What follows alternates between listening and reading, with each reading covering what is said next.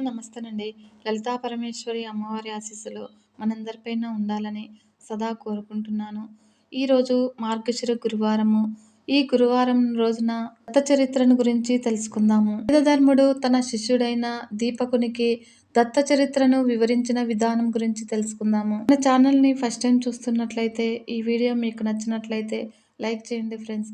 మరియు మన ఛానల్ని సబ్స్క్రైబ్ చేసుకొని మరింత ముందుకు తీసుకెళ్లగలరని ఆశిస్తున్నాను. వేదధర్ముడు దీపకునికి దత్త చరిత్ర ఈ విధంగా చెప్తున్నాడు. దీపక, నీ సంస్కారము నన్ను ఆశ్చర్యపరుస్తుంది. దత్త చరిత్రను వినాలనే కోరిక కలగడం గొప్ప విశేషము. తప్పకుండా వినిపిస్తాను. రూపంగానైనా ఆ దత్తదేవుణ్ణి స్మరించుకునే భాగ్యము నాకు కలిగించావు. ఈ సద్గురుదేవుని యొక్క కథ అత్యద్భుతంగా ఉంటుంది. చెప్పినవారు మరియు విన్నవారు ధన్యులవుతారు. సర్వ పాపాలు నశిస్తాయి. సర్వ మంగళాలు లభిస్తాయి. కానీ ఆయన లీలలు అన్నీ చెప్పడము ఎవ్వరితరము కాదు. ఆ పరమాత్మను ధ్యానించి ఆయన అనుగ్రహించిన మేరకు రూపాలు, నామాలు, మహిమలు, భక్తుల గాథలు అన్నీ చెప్తాను. ముందుగా అష్టోత్తర శతనామావళితో ఆ దత్తాత్రేయుణ్ణి మన మనోమందిరములలో పూజిద్దాము. ఆయన నమస్కార ప్రియుడు మరియు స్మరణ మాత్రం చేతనే సంతుష్టుడు ఆ స్వామి అవుతారు. ఓం శ్రీ గురుదత్తాయ నమః అనే దత్తనామాన్ని ఉచ్చరించి నమః అని అంటే చాలు, స్వామివారు సంబరపడి కరుణామృత వృష్టిని కురిపిస్తాడు. ఆయన దీపక, దత్తదయ వల్ల నా దివ్య దృష్టికి గోచరించిన అష్టోత్తర శతనామావళి పించుకుంటూ పూజిద్దాము. ఆ స్వామి అనంత నామధేయుడు, అనంత రూపములు కలిగినవాడు. ఈ శతనామావళిని భక్తి శ్రద్ధలతో 3 కాలాలలో జపించేవాడికి అష్టైశ్వర్యములు లభిస్తాయి మరియు ఆది వ్యాధులు తొలగుతాయి. కన్యలకు తగిన వరుడు లభిస్తారు. ఇది సకల సిద్ధిప్రదము. ఆయన దత్తాత్రేయ స్వామివారు పరస్పర విరుద్ధ రూపాల్లో తిరుగుతూ ఉంటాడు. భక్తులను కఠినంగా పరీక్షిస్తూ ఉంటారు. ఒక్కొక్కసారి జటామండలధారిగాను, మరుక్షణంలో ముండిత శిరస్కుడుగా, యోగిగా, భోగిగా మరియు దిగంబరుడుగా, శ్వేతాంబరుడుగా, పీతాంబరుడుగా కనిపిస్తూ ఉంటారు. మరి ఒక్కొక్కసారి మహావిద్వాంసుడిగా కనిపిస్తే మరోసారి ఉన్మత్తుడిగా, మదమత్తుడిగా కనిపిస్తూ ఉంటారు. అలా మరొక్కసారి భిక్షాటన చేస్తూ కనిపిస్తారు. ఒక్కొక్కసారి మహా ఐశ్వర్య పండితుడిగా, సంపన్నుడిగా కనిపిస్తూ ఉంటారు. నిజమైన రూపం ఏది అనేది ఎవ్వరికీ తెలియదు. అంతుపట్టని రహస్యము. హర, హరి, హిరణ్య గర్భులుగా కనిపిస్తూ ఒకేసారి త్రిమూర్తి స్వరూపుడవుతాడు. గంగలో స్నానం చేసి, కొల్హాపురిలో భిక్ష చేసి మరియు సహ్యాద్రిపై నివసిస్తూ ఉంటాడు. త్రికరణ శుద్ధిగా స్మరిస్తే భక్తులకు కనిపిస్తారు ఆ స్వామివారు. శత్రుగామి అనేది ఈ స్వామికి గొప్ప బిరుదు. అంగన్యాస, కరన్యాసాలతో స్వామిని అర్చించే విధానం ఉన్నది.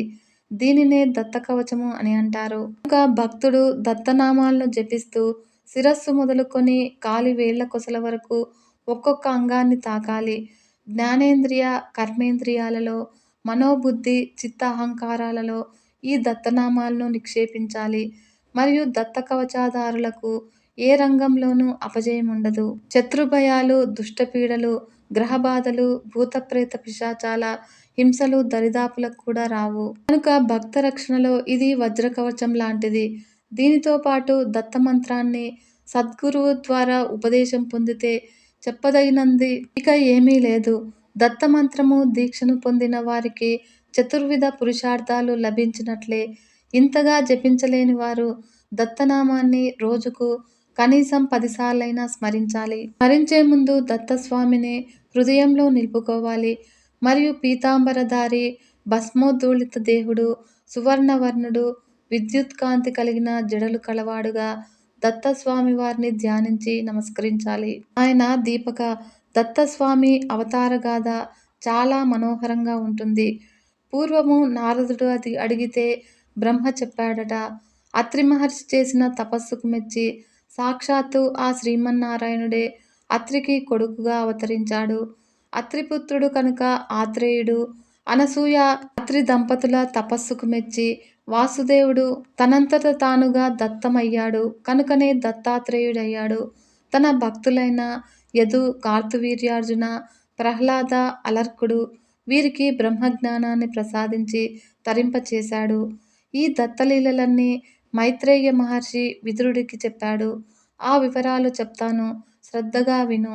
విదుర మైత్రేయ సంభాషణ. శౌనకాది మహామునులారా, వింటున్నారు కదా. మీకు కలిగిన సందేహాలే విదురుడికి కూడా వచ్చాయి. మైత్రేయ మహర్షిని అడిగాడు. ఆయన చెబుతున్నట్లుగా బ్రహ్మ కలికి చెప్తున్నాడు. ఇది విన్నవారికిని చెప్పిన వారికి ముక్తుల్ని చేసే దత్తలీలలు. ఇవి అతి పురాతన గాథలు. దీపక వేదధర్ముల సంభాషణగా చెబుతాను వినండి అన్నాడు సూతుడు. స్వయంభువ మనువుకి ఇల్లాలు శతరూప. ఆ దంపతులకి 2 కొడుకులు 3 కూతుళ్ళు జన్మించారు. ప్రియవ్రతుడు ఉత్తానపాదుడు కొడుకుల పేర్లు. ఆకూతి, దేవహూతి, ప్రసూతి అనేవి కూతుళ్ళ పేర్లు. వీరిలో ఆకూతిని రుచికి మహర్షికి, దేవహూతిని కర్దమ ప్రజాపతికి, ప్రసూతిని దక్ష ప్రజాపతికి ఇచ్చి వివాహాలు చేశారు. వీరిలో దేవహూతికి 9 మంది అమ్మాయిలు, 1 అబ్బాయి జన్మించారు. ఆ అబ్బాయి పేరు కపిలుడు. వాసుదేవుడే కపిలుడుగా జన్మించాడు. మరియు 9 మంది కన్యలు, సౌందర్య రాశులు. బ్రహ్మపుత్రులు 9 మంది. వీరిని వివాహం చేసుకున్నాడు. అలా అనసూయను అత్రి, అరుంధతిని వశిష్ఠుడు, శాంతిని అథర్వుడు, కళను మరీచి, శ్రద్ధను అంగీరసుడు, హవిర్భువను పులస్త్యుడు, గతిని పులహుడు, క్రియను క్రతుడు మరియు ఖ్యాతిని భృగువు వివాహం చేసుకున్నారు. వీరిలో అనసూయ అత్రికి బ్రహ్మ, విష్ణు, మహేశ్వరుల వల్ల వరుసగా చంద్ర, దత్త, దూర్వాసులుగా జన్మించారు. మరియు సృష్టి, స్థితి, లయకారకులు ఇలా జన్మించటానికి బలమైన కారణం ఉంది. చెప్తాను వినుమని మైత్రేయుడు చెప్తున్నాడు. విదురుడు శ్రద్ధగా వింటూ ఉన్నాడు. విదుర, ఒకానొక కల్పారంభమున నందు చతుర్ముఖుడు పునఃసృష్టి చేయబోతూ అత్రి మహర్షి సహాయం అడిగాడు. అప్పుడు అంగీకరించడం కోసము అనసూయ సహితుడై వృషాద్రి పర్వతం మీద తపస్సుకు కూర్చున్నాడు. యోగ పరిణితుడు కనుక నిరాహారుడై మనస్సును నిశ్చలపరిచి వాయుభక్షణ చేస్తూ ఒంటికాలి మీద నిలబడి 100 సంవత్సరాలు ఘోర తపస్సు చేశాడు. ఎండలు, వానలు, ఏ ఋతువులు ఆయన ఏకాగ్రతను భంగపరచలేకపోయాయి. అలా 100 సంవత్సరాలు గడిచేసరికి అత్రి శిరోభాగం నుంచి తపోగ్ని జ్వాలలు వెలువడ్డాయి. అవి ముల్లోకాలను వ్యాపించాయి. దీన్ని గమనించిన త్రిమూర్తులు తమ తమ దేవేరులతో వాహనారూఢులై అష్టదిక్పాలకులు, సకల దేవజాతులు, మునీశ్వర, ఋషీశ్వరులు వెంటరాగా అత్రి ఎదుట నిలిచినారు. అప్పుడు ఎత్తెదుట త్రిమూర్తులు, సకల దేవతలు, సకల మునులు అత్రికి కనిపించారు. అప్పుడు వృషభ వాహనంపై పార్వతీ పరమేశ్వరులు, గరుత్మంతునిపై లక్ష్మీనారాయణులు, హంసవాహనంపై వాణీ చతుర్ముఖులు తమ తమ దివ్యాయుధాలతో, దివ్య ఆభరణాలతో ఉజ్వలంగా ప్రకాశిస్తూ ఉన్నారు. మరియు ఇంద్రాది దిక్పాలకులు పరివేష్టించి ఉన్నారు. ఋషులు, మునులు వేద మంత్రాలతో త్రిమూర్తులను స్తుతిస్తూ ఉన్నారు. అప్పుడు అత్రి, బ్రహ్మ, విష్ణు, మహేశ్వరులారా, పుత్రార్థినై నేను ఒకే ఒక్క దివ్య మహస్సును ధ్యానిస్తూ ఉన్నాను. మీరు ముగ్గురుగా దర్శనమిచ్చారు. మీకు ఇవే నా సాష్టాంగ ప్రణామములు అని అన్నాడు. మొదట త్రిమూర్తులు, అత్రి మునీంద్ర, నీ సంకల్పము చాలా గొప్పది, తపస్సు గొప్పది. నిరాకారము, నిర్గుణము అయిన ఒకే ఒక మహస్సును నీవు ధ్యానించిన సాకారములగు, సగుణములగు అయి మేము ముగ్గురము ధ్యానించిన నువ్వు త్రిగుణాత్ముడవు కనుక ఇలా దర్శనమిచ్చావు. నీ కోరిక నెరవేరుతుంది. అలా మా అంశలతో నీకు 3 కుమారులు జన్మిస్తారు. దివ్య తేజస్సులైన జగతిలో ప్రకాశిస్తారు. మరియు నీ యశస్సులు దశ దిశలా వ్యాపించి శాశ్వతంగా నిలుస్తాయి. కనుక నీ తీవ్ర తపస్సును విరమించు, శుభం కలుగుతుంది అని ఆశీర్వదించి అదృశ్యులయ్యారు. అటుపైన బ్రహ్మాంశ వల్ల చంద్రుడు, విష్ణాంశ వల్ల దత్తుడు, శివాంశ వల్ల దూర్వాసుడు, అనసూయ, అత్రి దంపతులకు జన్మించారు. ఇది మైత్రేయుడు విదురునకు చెప్పిన దత్తజన్మ వృత్తాంతము. ఆయన దీపక, దత్తజన్మ వృత్తాంతం విన్నావు కదా. ఇక దత్తదేవుని యొక్క యోగ విద్య తెలియజేస్తాను, శ్రద్ధగా విను అని అన్నాడు వేదధర్ముడు. బ్రహ్మర్షి నారదుడు ముల్లోకాలలో తిరుగుతూ ఒకనాడు హస్తినాపురానికి వచ్చాడు. అప్పుడు ధర్మరాజు ఎదురు వెళ్ళి అర్ఘ్యపాద్యాదులతో సత్కరించి రాజమందిరంలోనికి తీసుకువచ్చాడు. తన సోదరులు నలుగురిని సమావేశపరిచాడు. అలా ఆ సమయంలో అక్కడ శ్రీకృష్ణుడు కూడా ఉన్నారు. అందరూ కూడా నారదునకు నమస్కరించి కూర్చున్నారు. కుశల ప్రశ్నలు అయ్యాయి. అంతటా ధర్మరాజు నారదునితో ఏమైనా సాధనమైన వృత్తాంతం చెప్పమని, ధర్మ ప్రబోధం చెయ్యమని అభ్యర్థించాడు. అన్ని ధర్మ ప్రబోధాలు తెలిసిన నీకు భగవానుడైన శ్రీకృష్ణుడే అండగా ఉండగా చెప్పవలసినది ఏమున్నది? అయినా కూడా అడిగావు కాబట్టి ఒక వృత్తాంతం చెబుతాను. పూర్వము ప్రహ్లాదుడు అడిగితే అజగరుడు చెప్పిన విశేషాలు ఉన్నాయి. అవి చెబుతాను వినండి అని ఇలా చెప్పడం మొదలుపెట్టాడు. లోకతత్వాన్ని ప్రత్యక్షంగా దర్శించి తెలుసుకుందాము అనే అభిప్రాయంతో ప్రహ్లాదుడు సాధు సజ్జన బృందంతో బయలుదేరాడు. అలా భూగోళమంతా సంచరిస్తూ వింతలు విడ్డూరాలు తెలుసుకుంటూ సహ్యాద్రి పర్వత ప్రాంతం చేరుకున్నాడు. అక్కడ కావేరీ నదిలో స్నాన సంధ్యలు గావించి నదీ తీరంలో ప్రకృతి సౌందర్యాన్ని చూస్తూ అల్లంత దూరాన నేల మీద పడుకుని ఉన్న ఒక మహర్షిని చూశారు. ఇప్పుడు ఆ మహర్షి శరీరము దుమ్ము కొట్టుకుపోయి ఉంది. కానీ శరీరం నుంచి దివ్య తపఃకిరణములు పెల్లుబికుతూ ఉన్నాయి. ఎవరి మహర్షి? ఎందుకు ఇలా నేల మీద పడి ఉన్నాడు?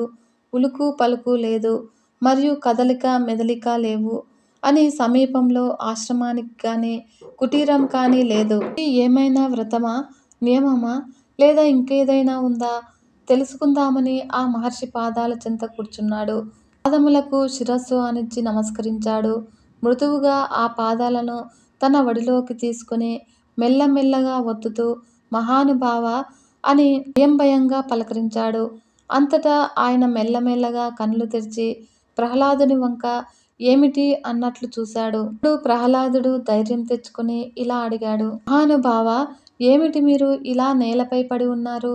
శరీరం అంతా దుమ్ముతో కప్పిపోయి ఉంది. అంటే మీరు చాలా కాలంగా ఇలా నిశ్చేష్టులై ఉన్నారన్నమాట. ఇది ఏమైనా వ్రతమా, లేక నియమమా? చాలా చిత్రంగా ఉంది. మరియు లోకంలో ఏ ప్రయత్నము చేయకుండా మనిషికి ధనం లభించదు. కనుక ధనం లేకపోతే భోగాలు లేవు. అవి లేకపోతే శరీరము సముజ్వలంగా నిలిచి ఉండదు. కనుక ఇవన్నీ వదిలి మీరిలా రోజుల తరబడి నేల మీద పడి నిద్రపోతూ ఉన్నారు. అయినా కూడా మీ దేహము సముజ్వలంగా ప్రకాశిస్తూ ఉంది. ఇది చాలా ఆశ్చర్యకరము. దయచేసి మీ వింత పద్ధతికి కారణం ఏమిటో తెలియజెప్పండి. ఎందుకిలా పడి ఉన్నారో చెప్పండి అని అన్నాడు ప్రహ్లాదుడు. మహర్షి, ప్రహ్లాద, నిజంగా నీకు తెలియకనే అడుగుతున్నావా? నీవు శ్రీహరిని మెప్పించిన భక్తుడవు, తత్వవేత్తలలో అగ్రగణ్యుడవు, మరియు సత్ప్రవర్తనములలో నీకు నీవే సాటి. ప్రవృత్తి నివృత్తి ఫలములను ఆధ్యాత్మిక దృష్టితో చూడగలవాడివి. అలాంటి నువ్వు ఈ ప్రశ్న వేయటము నాకు చాలా ఆశ్చర్యకరంగా ఉంది. అయినా కూడా అడిగావు కాబట్టి చెబుతాను. దీనివల్ల నీకు నాకు ఆత్మశుద్ధి కలుగుతుంది. ఆలకించు అని అన్నాడు. కర్మలు ఆచరిస్తూ వాటి వల్ల కలిగే జన్మల ఫలాలు చూస్తూ ఈ సుడిగుండంలో తిరిగి తిరిగి విసిగిపోయాను. ఇప్పుడు మానవ జన్మ ఎత్తాను. ఇది స్వర్గమోక్షాలకు ద్వారసీమ.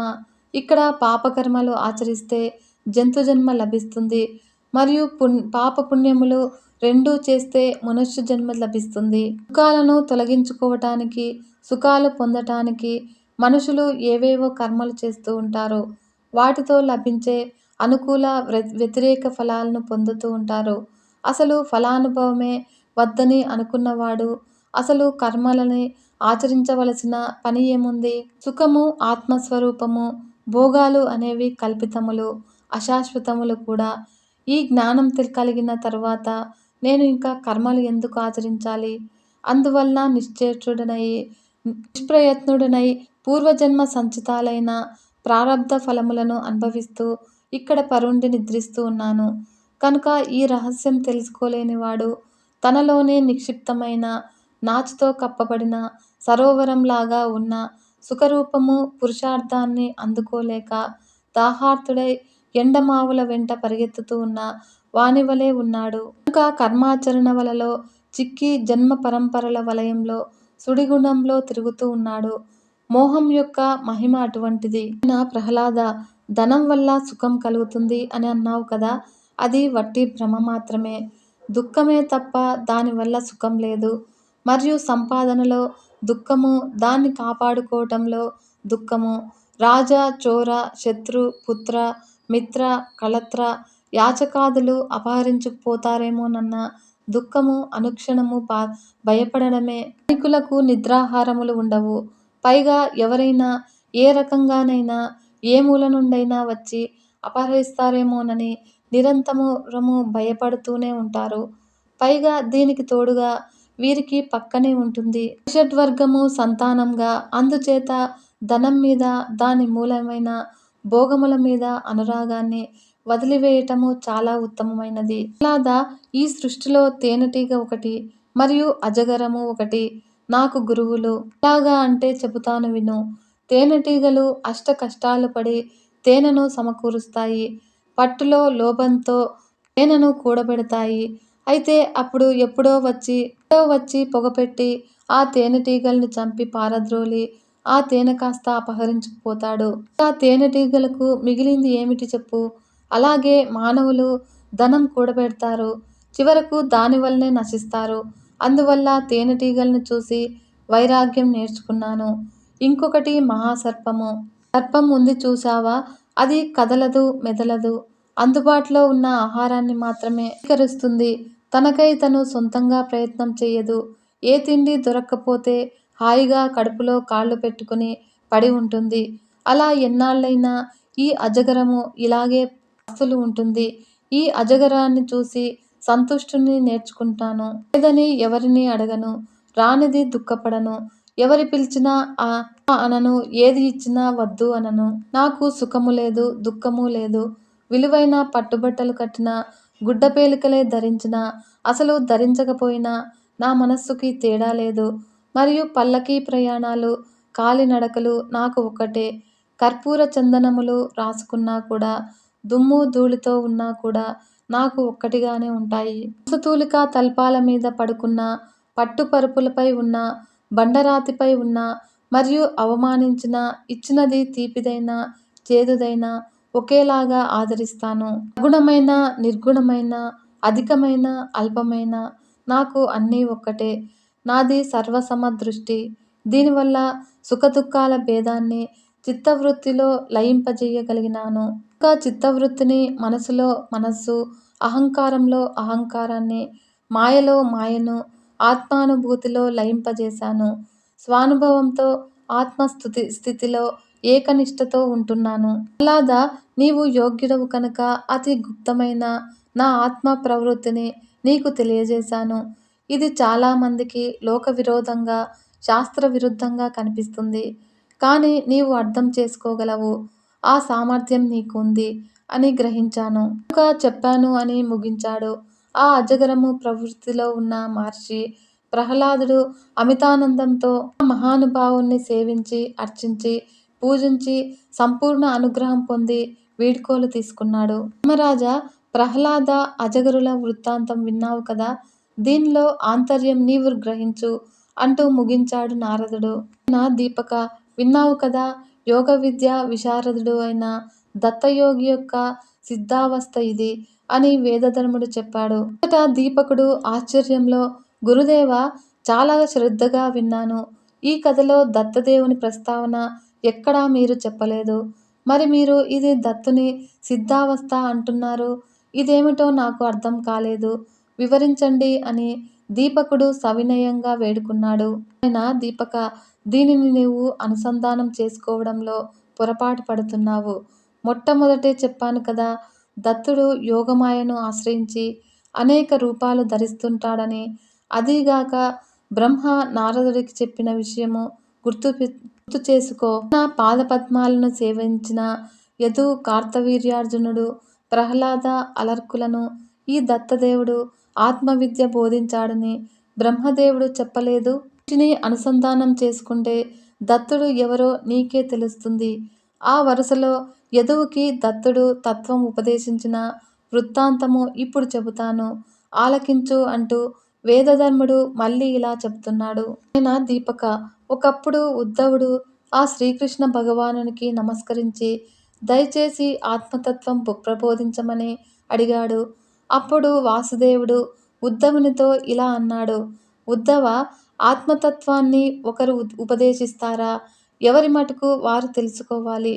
మానవులు మంచి చెడ్డ విచక్షణ జ్ఞానం కలవారు కదా, తమని తామే ఉద్ధరించుకోవాలి. కనుక ఆత్మకు గురువు ఆత్మయే. అందుకనే సాంఖ్యులు మానవ శరీరంలోనే సర్వజ్ఞుడైన పరమాత్మను దర్శిస్తూ ఉంటారు. మరియు సృష్టిలో ఆపాద, ద్విపాద, త్రిపాద, చతుష్పాద, బహుపాద జీవరాశులు ఉన్నాయి. వీటిలో పురుష శరీరం అంటేనే నాకు ఇష్టము. ఎందుకంటే ఆ శరీరంలోనే సాధకులు నన్ను అన్వేషించి తెలుసుకుంటూ ఉన్నారు. అందుచేత మానవ శరీరం అంటేనే నాకు చాలా ప్రీతి.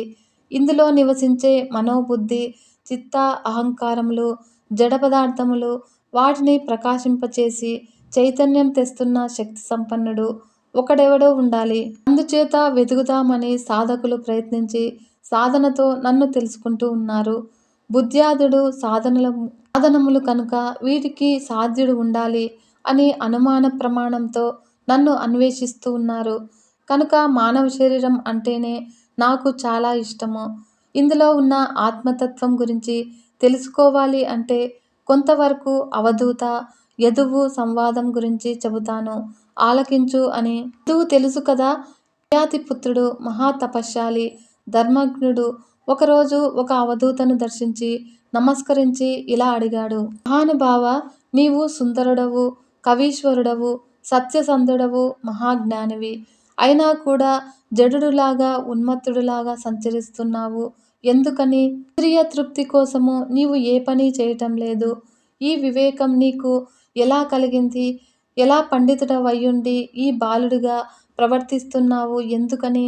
కనుక సాధారణంగా మానవులు పడే ఏ తాపత్రయము నువ్వు పడినట్లుగా లేదు. మరియు సిరి సంపదలు వృద్ధి చేసుకోవాలని నీవు రవ్వంతైనా కూడా ప్రయత్నం చేయటం లేదు. ఇది చాలా వింతగా ఉంది.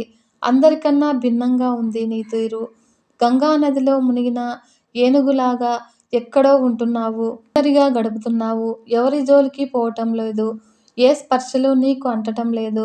అయినా కూడా ఎప్పుడూ ఆనందంగా కనిపిస్తున్నావు. నీకిది ఎలా సాధ్యమయ్యింది? దయచేసి ఇది చెప్పి పుణ్యం కట్టుకో అని ప్రాధేయపడ్డాడు. ఇప్పుడు అవధూత ఇలా చెప్తున్నాడు. యదుమహారాజా, నాకు 24 మంది గురువులు. ఒక్కొక్కరి నుంచి ఒక్కొక్క కోణంలో జ్ఞానాన్ని పొందాను.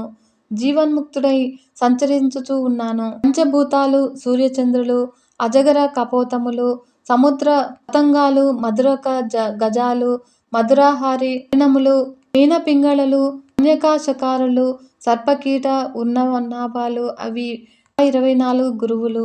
భూమి మానవులు కాళ్లతో త్రొక్కినా కూడా గుణపములు తీసుకుని త్రవ్విన భూమి ఓర్చుకుంటుంది. అంతేకాక వారికి కావలసిన ఆహారం పండించి ఇచ్చి ఉపకారమే చేస్తుంది. సహనాన్ని భూమి ద్వారా గ్రహించాను. అపకారికి కూడా ఉపకారం చేసే గుణము భూమి నుండి నేర్చుకున్నాను. మరియు వాయువు, అలాగే మన శరీరంలో ఉండేది ప్రాణవాయువు. మనం తినే ఆహారాన్ని గ్రహిస్తుంది, కానీ విషయవాంఛలకు అతీతంగా ఉంటుంది. ఉత్తమ జ్ఞాని కూడా ఇలా ఉండాలి. కనుక జ్ఞానానికి దేహము, దేహమునకు ప్రాణము, ప్రాణమునకు ఆహారం అత్యవసరము. ఇక శరీరమునకు వెలుపల సంచరించే గాలి శీతోష్ణ దుఃఖములను సమముగా ఉంది. రకరకాల దుర్గంధాలను సుగంధాలను సమంగా గ్రహిస్తుంది. అయినా కూడా గంధగుణము వాయువునకు లేదు. యోగి అయినవాడు ఈ 2 గుణాలను వాయువు నుండి నేర్చుకోవాలి. పంచభూతాత్మక శరీరంలోకి ప్రవేశించిన ఆ గుణాలు అంటకుండా చూసుకోవాలి. దీన్నే నిర్లేపతత్వము అని అంటారు. దీన్ని గ్రహించాను వాయువు నుండి. మరియు ఆకాశము, ఆకాశం నుండి సర్వవ్యాపకతత్వము, సర్వబ్రహ్మతత్వము, అభంగత్వము, అసంగత్వము గ్రహించాను. మరియు జలము, జలం నుండి నిర్మలత్వము, స్నిగ్ధత్వము, మధురత్వము, పావనత్వము నేర్చుకున్నాను. ఇవి గ్రహించాక యోగులు తమని తలుచుకున్న వారిని పావనం చెయ్యగలుగుతారు. మరియు అగ్ని, అగ్ని మహా తేజస్వి, సర్వభక్షకుడు అయినా కూడా సర్వదా పవిత్రుడు, అందరికీ ఆరాధ్యుడు. ఈ లక్షణాలు యోగి అగ్ని నుండి గ్రహించాలి. కనుక అగ్ని ఏ వస్తువును ఆశ్రయిస్తాడో ఆ రూపంలో మాత్రమే ఉంటాడు. పరమాత్మ కూడా ఏ జీవిలో ఉంటే ఆ రూపం ధరిస్తాడని గ్రహించాను. కనుక అగ్ని నుండి, అగ్ని ఉన్నప్పటికీ ఒక్కొక్కసారి కంటికి కనిపించదు. అలాగా జీవికి జన్మాది వికారాలు నిత్యమే అయినా ఒక్కొక్కప్పుడు కాలగతిలో మరుగున పడిపోతూ ఉంటాయి. ఇవి నాకు పంచభూతాలు ఉపదేశించిన బోధ, నేను గ్రహించిన తత్వము. మరియు చంద్రుడు వృద్ధి క్షయములకు లోనవుతూ ఉంటాడు. అవి అతడి కళలే గాని పూర్ణరూపం కాదు. అలాగే షడ్బాన వికారములు శరీరమునకే కాని ఆత్మకు కాదని తెలుసుకున్నాను చంద్రుడి వల్ల. మరియు సూర్యుడు ఒక్కడే అయినా అనేక జలాశయాల్లో కనిపించి అనేకానేక ప్రతిబింబములుగా కనిపిస్తూ ఉంటాడు. అంటే ఆత్మ ఒక్కటే అయినా అనేకంగా కనిపిస్తుంది అని గ్రహించాను. అంతేకాక సూర్యుడు శుభ్ర అశుభ్ర భేదాలు లేకుండా సర్వత్రా విరాజిల్లుతూనే ఉంటాడు. అన్ని రకాల జలాలను స్వీకరిస్తాడు. పరిశుభ్రపరిచి వర్షములుగా కురిపిస్తూ ఉంటాడు. కానీ అతడి చేతులకి మలినం అంటదు. కనుక సూర్యుడు నిత్య పరిశుభ్రుడు. యోగి కూడా ఇలాగే ఇంద్రియాదులతో సుఖదుఖాలన్నింటికీ దృష్టితో చూడాలి అని వాటికి అతీతుడుగా నిత్య శుద్ధుడుగా ఉండాలని తెలుపుతున్నాడు. సూర్యుడి నుంచి ఇది నేర్చుకున్నాను. ఖ్యాతినందన తక్కిన 17 మంది గురించి చెబుతాను, తెలుసుకో. ముందుగా కపోతం గురించి విను. ఒక అడవిలో ఒక చెట్టు మీద గూడు కట్టుకుని కపోత దంపతులు సుఖంగా జీవిస్తున్నాయి. అనుక్షణము కలిసిమెలిసి తిరుగుతూ ఆహారం సంపాదించుకుంటూ ఆనందంగా అన్యోన్యంగా ఉంటూ ఉల్లాసంగా తమ జీవితాన్ని గడుపుతూ ఉన్నాయి. ఇంతలో కొన్నాళ్ళకి ఆడపావురము గర్భం ధరించింది, గుడ్డు పెట్టింది. అన్నీ ఎంతో ప్రేమతో పొదిగింది. అన్నీ పిల్లలైనాయి. వాటి పెంపకంలో కపోత దంపతులు క్షణం తీరిక లేకుండా ఆనందం అనుభవిస్తూ ఉన్నాయి. ఎక్కడెక్కడికో వెళ్ళి రుచికరమైన ఆహారం సేకరించి తెచ్చి ముక్కులతో అందించి సంబరపడుతూ ఉన్నాయి. కనుక పిల్లలు కేరింతలు చూసి మురిసిపోతూ ఉన్నాయి. ఒక రోజున కపోత దంపతులు అడవికి మేతకు వెళ్ళిన సమయంలో ఒక బోయవాడు వచ్చి ఆ చెట్టు కింద నూకలు జల్లి దాని పన్ని దగ్గరలో ఉన్న పొదలో దాగి కూర్చున్నాడు. పాపం అప్పుడప్పుడే రెక్కలు వస్తున్న పిల్ల పావురాళ్ళు ఆ కొమ్మ ఈ కొమ్మ మీద దూకుతూ చెట్టు క్రింద ఆ వలలో చిక్కుకున్నాయి. అదే సమయానికి కపోత దంపతులు వచ్చి ఆ సంఘటన చూసి బోరున విలపించాయి. కన్నతీపి వదులుకోలేక ఆడపావురం పిల్లల్ని రక్షించుకుందామని వచ్చి తాను కూడా వలలో చిక్కుకుంది. తమ భార్యా పిల్లలు వలలో చిక్కుకుని విలపిస్తూ ఉంటే మగపావురం భరించలేక వీళ్ళు లేకపోయాక నా జీవితం ఎందుకు అని తాను కూడా వలలోకి చిక్కుకుంది. నుంచి వచ్చిన బోయవాడు 2 రోజులకి సరిపోయే ఆహారం దొరికిందని సంబరపడుతూ అన్నింటినీ వలలో గట్టిగా బంధించి భుజాన వేసుకుని చక్కగా పోయాడు. మహారాజా కుటుంబీకుడైన వాడికి ఉండే అనురాగాలు, మోహాలు ఎంత బంధనాలు అవుతాయో, ఆత్మ వినాశనంకు ఎలా దారి తీస్తాయో ఈ కపోత దంపతుల ద్వారా నేర్చుకున్నాను. ముక్తిద్వారము లాంటి మానవ జన్మను పొంది గృహపటుడు అయ్యేవాడు మూర్ఖుడు కాక మరి ఏమిటి? అతి స్నేహము పనికిరాదని నేర్చుకున్నాను ఈ కపోతాల ద్వారా. మరియు అజగరము అంటే మహాసర్పము, కొండ చిలవ. కదలదు, మెదలదు. ఆహారం కోసమైనా ఏ ప్రయత్నము చెయ్యదు. అప్రయత్నంగా లభిస్తే తింటుంది, లేకపోతే పస్తులుంటుంది. ఇలాగే మనమును దైవికంగా ప్రాప్తమయ్యే సుఖదుఖాలను అనుభవించడమే తప్ప వాటి కోసము కర్మాచరణ చెయ్యడం మానుకోవాలి. నిద్రాహారాలను పరిత్యజించి ఆత్మనిష్టను అలవర్చుకోవాలి. ఇది నేర్పింది కాబట్టి అజగరం నాకు మరొక గురువు. సముద్రము తనలాగా గాంభీర్యంగా అలవర్చుకోమని ప్రబోధించింది సముద్రము. దాని లోతు ఎవడికైనా తెలుసా? దాన్ని దాటగలవాడు ఉన్నాడా? ఎన్ని నదులు వచ్చి చేరినా ఉప్పొంగుతుందా? మరియు సూర్యకిరణాలను ఎంత నీరు ఆవిరి అవుతున్నా కూడా దిగులుపడి కృషిస్తోందా? ఏ వస్తువులు, ఏ జంతువులు ఎన్నెన్ని ఎక్కడెక్కడ దాగి ఉన్నాయో తెలియజేస్తుందా? దీనికి గట్టులు, అవధులు ఉన్నాయా? మరియు ఆత్మనిష్ఠుడు ఈ గాంభీర్యాన్ని అలవర్చుకోవాలి. పతంగము యదువల్లభ, పతంగం అంటే తెలుసు కదా, మిడత. ఇది నాకు మరో రకం పాఠం చెప్పింది. దీనికి మంటలు కనబడితే చాలు, ఒళ్ళు తెలియదు. మాడిపోతామని తెలిసి కూడా నిగ్రహించుకోలేదు. ఆనందంగా ఎగురుకుంటూ వెళ్ళి మసి అయిపోతుంది. కనుక ప్రపంచంలో కనిపించే రకరకాల ఈ హిరణ్య అంబరాది ఆకర్షులకి మానవుడు లోనై అలాగే బలైపోతూ ఉన్నాడు.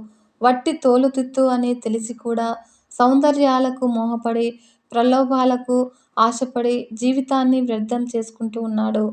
అహంకరించి మసి అయిపోతూ ఉన్నాడు. ఈ సందేశము అందించింది కనుక మిడత నాకు మరొక గురువు. మరియు మధుకరము. మధుకరం అంటే తేనెటీగ.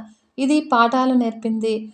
పువ్వుకి వెళ్ళి పువ్వుకి నొప్పి కలగకుండా బొట్టు బొట్టుగా మకరందం గ్రహించి పొట్ట నింపుకుంటుంది. ఈ తేనెటీగ యోగి కూడా ఇలాగే ఇల్లు తిరిగి ఇంటివారికి ఇబ్బంది కలిగించకుండా ఇంటికొక ముద్దగా ఆహారం స్వీకరించి పొట్ట పోసుకోవాలి.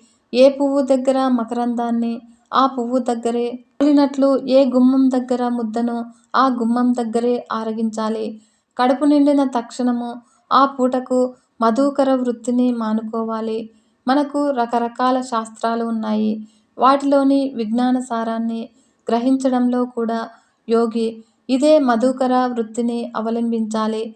ఈ తేనెటీగలు మకరందాన్ని కూడబెట్టి తేనె పట్టులు పడితే చివరికి అవి ఆ తేనెను అపహరించే వారి చేతిలోనే మృతి చెందుతూ ఉన్నాయి.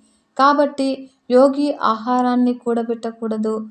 ఈ 2 పాఠాలు నేర్చుకున్నాను మధుకరాల నుంచి. మరియు ఏనుగు, నువ్వు రాజువి కాబట్టి అడవిలో స్వేచ్ఛగా సంచరించే మదపుటేనుల్ని ఎలా బంధిస్తారో ఎరుగుదువు. ఒక పెద్ద గొయ్యి తవ్వి దానిమీద సన్నని కర్రలు వేసి వాటిమీద గడ్డి పరిచి దానిమీద మధ్యలో ఒక పెద్ద ఆడ ఏనుగు బొమ్మను నిలబెట్టి రాజభటులు చుట్టుపక్కల పొదల్లో దాగి పొంచి ఉంటారు. అటుపై వైపు వచ్చిన మదపుటేనుగు ఒంటరిగా ఒక ఆడ ఏనుగు దొరికిందని పరుగు పరుగున వచ్చి గోతిలో పడుతుంది. ఇది కాక నిజమైన ఆడ ఏనుగు దొరికి మదపుటేనుగు దాని వెంట పడితే మరికొన్ని మదపుటేనుగులు ఎగబడి పరస్పరము పోట్లాడుకుని మరణిస్తూ ఉంటాయి. కనుక పురుషుడికి స్త్రీ వ్యామోహం ఎంతటి వినాశనానికి దారితీస్తుందో ఈ గజ వృత్తాంతం తెలియజేస్తుంది. మరియు మధుహారి.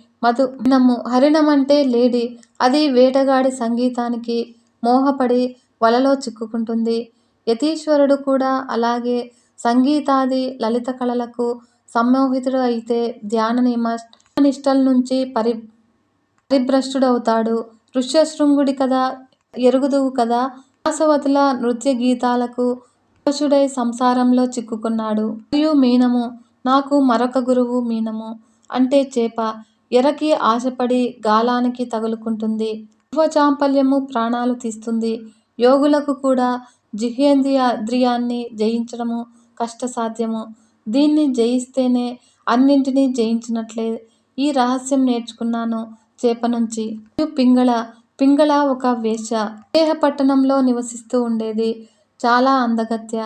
ధనవంతులను వేలం వేయడము, వారిని బికారులను చేయడము దాని వృత్తి. ఒకనాటి సాయంకాలము అద్భుతంగా సింగారించుకుని తన భవంతి గుమ్మంలో నిలబడింది. వీధిన పోయే ధనవంతుల్ని పసిగట్టి ఆకర్షిద్దామని దాని ఆశ. అలా గంటలు గడుస్తూ ఉన్నాయి. కానీ ఎవడూ ఆమెకేసి కన్నెత్తి అయినా చూడటం లేదు.